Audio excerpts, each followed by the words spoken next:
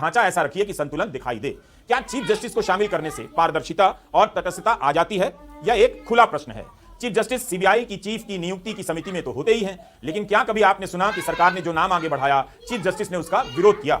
सवाल है कि नियुक्ति की प्रक्रिया क्या आपको भरोसा दिलाती है कि यह राजनीतिक हस्तक्षेप से मुक्त है? सरकार ने क्यों नहीं सोचा कि भारत के चीफ जस्टिस की जगह किसी और तटस्थ व्यक्ति को भी रख लिया जाता, ताकि चयन समिति में केवल उसका पलड़ा भारी ना रहे?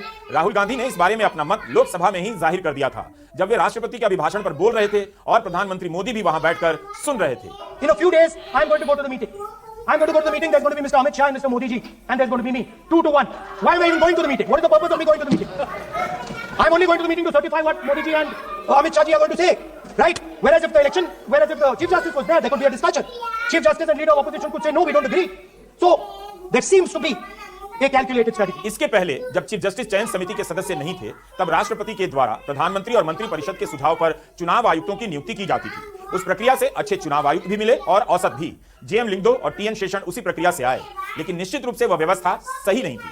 चुनाव आयुक्त की नियुक्ति पर सरकार का नियंत्रण हो ही जाता था, तभी तो सुप्रीम कोर्ट ने उसे जारी नहीं रखा। लेकिन मोदी सरकार ने जो सिस्टम बनाया उसमें भी सरकार का ही पलड़ा भारी है।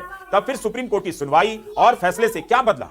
अमेरिका में जब संवैधानिक और सार्वजनिक महत्व की संस्थाओं पर नियुक्ति होती है तो उनका बाकायदा कांग्रेस यानी वहां की संसद में इंटरव्यू होता है, सबके सामने सुनवाई चलती है, उनसे सवाल जवाब होते हैं। उस पूरी प्रक्रिया को वहां की जनता देखती है, प्रेस में छपता है कि किस आधार पर विरोध हुआ और अपने बचाव में उम्मीदवार ने क्या जवाब दिया।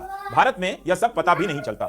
मोदी सरकार चुनाव आयुक्त की नियुक्ति को लेकर क्या कर सकती है, इसे समझने के लिए आप केवल उस समय की टिप्पणियों को उठाकर देख लीजिए जब सुप्रीम कोर्ट में अरुण गोयल के चुनाव आयुक्त बनाने को लेकर चुनौती दी गई थी। केवल इस एक मामले में नहीं, बल्कि किस तरह से ईडी के निदेशक को कई साल से सेवा विस्तार दिया जाता रहा, तब उस मामले में सुप्रीम कोर्ट ने क्या क्या नहीं कहा था। इसके बाद आपको यह समझने के लिए बहुत मेहनत नहीं करनी पड़ेगी कि सरकार इन संस्थाओं को अपने नियंत्रण में रखना चाहती है या इन्हें स्वतंत्र रूप से काम करने की छूट देना चाहती है। सुप्रीम कोर्ट में जब रातों रात अरुण गोयल को चुनाव आयुक्त बनाने के मामले में सुनवाई चल रही थी, तब कोर्ट के सवाल से साफ हो जाता है कि सरकार की नजर चुनाव आयोग पर पड़ चुकी थी। इस मामले में एडीआर ने याचिका दायर की और वकील थे प्रशांत भूषण।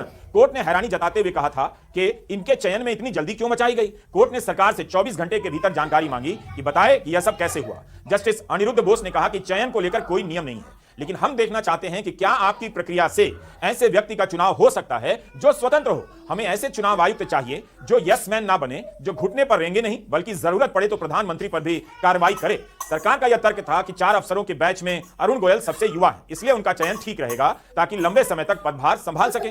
मगर प्रशांत भूषण ने कहा कि 1985 के उनके बैच में कई अफसर उनसे भी युवा हैं, उनके नाम पर विचार क्यों नहीं किया गया। अरुण गोयल के रूप में भारत सरकार ने एक युवा अफसर को चुना, लेकिन अरुण गोयल ने तो समय से पहले ही इस्तीफा दे दिया। उनका कार्यकाल 2027 में समाप्त होने वाला था। तो जनवरी 2015 में अनूप बरनवाल ने चुनाव आयुक्तों की नियुक्ति की प्रक्रिया को लेकर एक जनहित याचिका दायर की। इसमें कहा गया कि कार्यपालिका के पास नियुक्ति की ताकत होने से इसकी स्वायत्ता पर असर पड़ता है। अनुच्छेद 324 के अनुसार मुख्य चुनाव आयुक्त की नियुक्ति राष्ट्रपति द्वारा की जाएगी, लेकिन यह संसद के कानून के तहत होगा। जब तक यह कानून नहीं था तब तक प्रधानमंत्री और मंत्रिपरिषद के सुझाव पर नियुक्ति होती थी। जाहिर है इससे भी स्वायत्ता नहीं बन पा रही थी। 2015 से 22 के बीच सुप्रीम कोर्ट में कई याचिकाएं दाखिल हुई।